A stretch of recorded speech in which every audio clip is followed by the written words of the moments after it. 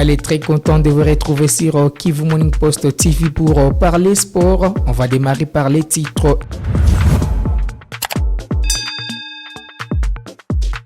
Éliminatoire Coupe du Monde 2023, les léopards congolais sont désormais fixés sur les calendriers complets. Les fauves congolais démarrent l'aventure le 13 novembre 2023. Nous parlerons également de la dernière journée des éliminatoires de la Coupe d'Afrique des Nations Côte d'Ivoire 2023. La RDC reçoit les Soudan le 9 septembre au stade des Martyrs. Ligue des champions de l'UEFA, ça passe pour Cédric Bakambu et Meshak Elia en phase des groupes. Les championnats nationaux de la RDC va se poursuivre ce mercredi. Le tout-puissant Mazembe va recevoir la formation de la JS Groupe Bazano. C'est parti pour les détails.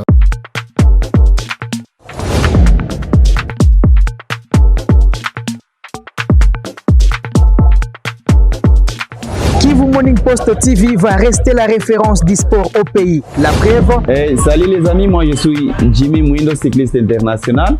Suivez-nous sur Kivu Morning Post. Allez. Je suis Jackson Lunanga, international congolais. Je vous invite tous à suivre les sports sur Kivu Morning Post. Je suis Jacques Yanga, journaliste et sportif basé en RDC, en direct de Kivu Morning Post. Allez, je le disais dans les titres, la RDC débutera par la Mauritanie, les éliminatoires de la prochaine Coupe du Monde 2026. Les matchs se joueront le 13 novembre au stade des Martyrs et les Léopards finiront cette aventure contre les Soudan en octobre 2025. Ça sera pour les matchs retour, les deux matchs face au Sénégal, les deux matchs très attendus dans cette campagne. Se joueront au mois de juin 2024 à l'extérieur, puis en septembre 2025 à domicile au stade des Martyrs. Donc la Confédération africaine de football a dévoilé les combinaisons des matchs des éliminatoires de cette Coupe du Monde 2026 zone Afrique. La RDC qui est désormais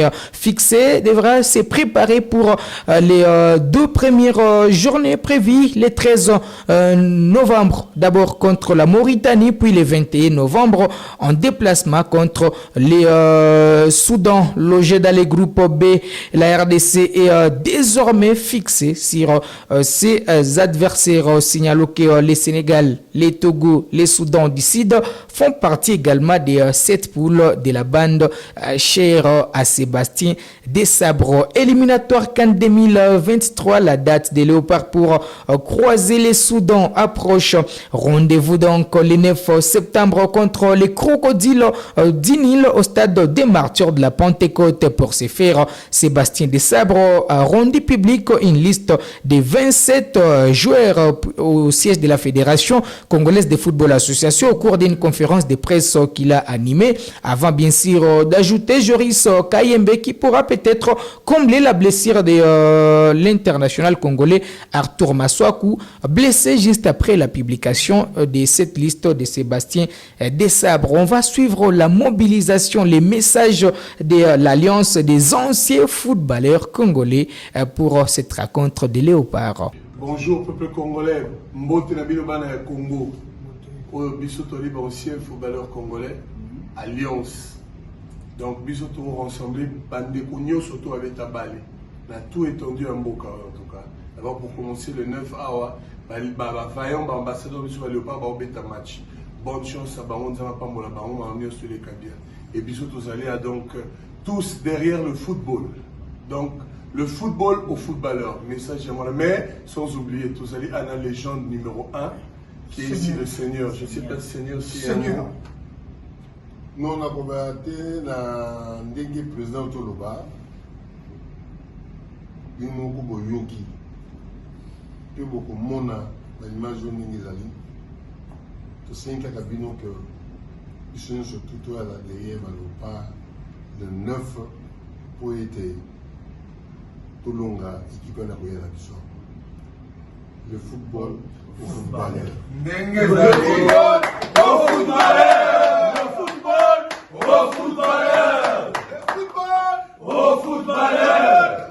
championnat national de la République démocratique du Congo. La compétition va se poursuivre ce mercredi avec une rencontre au stade tout-puissant Mazembe. Les Corbeaux louchois reçoivent la formation de la JS Groupe Bazano à partir de 15h30. Lamine Diaye, l'entraîneur plutôt du tout-puissant Mazembe, était en conférence de presse d'avant-match. Ce technicien est en tout cas averti de cette rencontre. Pour lui, toutes les rencontres face au tout-puissant Mazembe seront comme une finale. On va les suivre. Vous savez, dans un championnat, c'est comme dans tous les championnats du monde. Vous savez, tous les matchs que Mazembe aura joué, c'est presque des finales parce que l'équipe d'en face a toujours envie de se montrer. Les joueurs d'en face ont toujours envie de se montrer.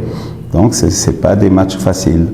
On peut les rendre faciles si tu arrives à marquer d'entrée, mais tant que le match s'enlise, ça devient compliqué. Mais ce n'est pas plus mal parce que ça permet aussi à nos joueurs d'aller chercher au plus profond d'eux-mêmes pour pouvoir s'imposer. Parce que, mais dire que le classement n'est pas établi d'avance. Hein. Vous savez, on part tous avec 0 point. Et c'est à l'arrivée qu'il faudra faire les comptes, c'est pas maintenant, parce qu'on a déjà vu une équipe classée dernière battre le leader. Ça dans tous les championnats aussi. Donc le football n'étant pas mathématique,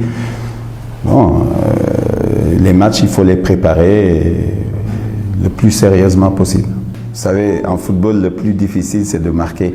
Donc c'est pas que Mazembe, mais justement, on y travaille pour redonner confiance en tout cas. Parce qu'on avait, vous savez, même s'il y a des nouveaux, c'est une équipe meurtrie, en fait, qu'on a retrouvée. Et ça faisait longtemps que cette équipe-là n'avait pas joué, 5 mois. C'est valable pour les autres aussi. Donc il faut petit à petit du temps pour monter crescendo et atteindre vraiment le niveau que tout le monde attend. Mazembe en Linafoot, son dernier match avant l'ouverture de cette saison remontait à décembre. Et les derniers matchs en campagne africaine remontaient à avril.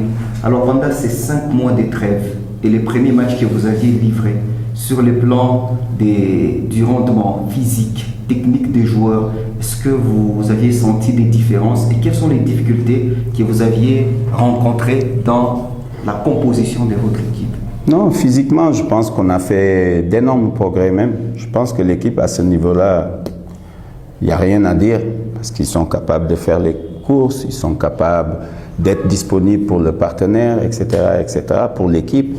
Maintenant, sur le plan technique, il y a toujours des améliorations à apporter parce qu'on a tendance à perdre parfois le ballon facilement. Sur le plan tactique, il y a encore des améliorations à faire, mais c'est justement en jouant ces matchs-là qu'on arrivera à trouver, comme je disais tout à l'heure, le 11 idéal. Mais c'est des garçons qui sont réceptifs et qui ont envie vraiment de tourner la page par rapport à la saison dernière et puis de faire leur mieux possible. Vous savez, quand tu es nouveau dans un club, l'intégration n'est pas toujours facile. C'est une autre culture, c'est une autre façon de vivre. Donc, pour les nouveaux, il faut déjà franchir ce cap-là. Il y en a qui sont à l'aise partout. Et ce n'est pas le cas de tout le monde. Donc, il y en a qui mettront beaucoup plus de temps à s'adapter. Ça ne veut pas dire qu'ils ne sont pas bons. Au contraire, c'est des joueurs de qualité qu'on a.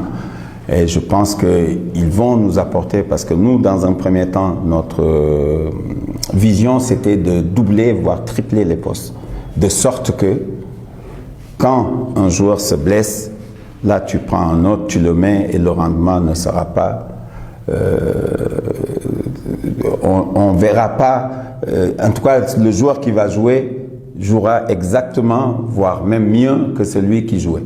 Donc, c'est ça le premier objectif. C'est pas facile, mais je pense que tout le monde joue le jeu. Et bon, mais quand on choisit, forcément, on élimine. Et c'est notre rôle aussi de choisir ceux qui vont jouer, mais ça ne veut pas dire qu'on néglige ceux qui ne jouent pas. Mais croyez-moi, avec le temps, et puis il faut aussi reconnaître que tout le monde n'a pas commencé au même moment. Parce qu'il y en a qui sont arrivés, je ne sais pas, peut-être 2-3 semaines avant le début du championnat, et ceux qui sont arrivés 7 semaines, voire 8 semaines avant, c'est pas pareil. Sur le plan physique, ils ne sont pas au même niveau. Sur le plan technique, sur le plan même tactique, et même collectivement, ils changent de club pour les nouveaux. Il faut leur laisser le temps. Il faut leur laisser le temps. C'est pas parce que tu as recruté un joueur et puis tout de suite il faut jouer et brûler tout ce qu'il y avait avant. Non, moi je réfléchis pas comme ça. Parce que ce qu'il y avait avant, il y avait de bons joueurs aussi dedans. Donc il faut essayer de créer une bonne équipe. Voilà, et une bonne équipe, c'est tous les joueurs qui sont là. Merci coach. Une dernière question. Oui, coach, un message à tous les fans de Mazembe que vous savez qui sont trop exigeants et qui seront demain au stade Mazembe pour voir peut-être pour la première fois Mazembe en officiel. Un message? On compte sur eux comme on a toujours compté sur eux. Leur apport est considérable et important parce qu'on a besoin justement que les gens poussent leur équipe comme ils le faisaient par le passé.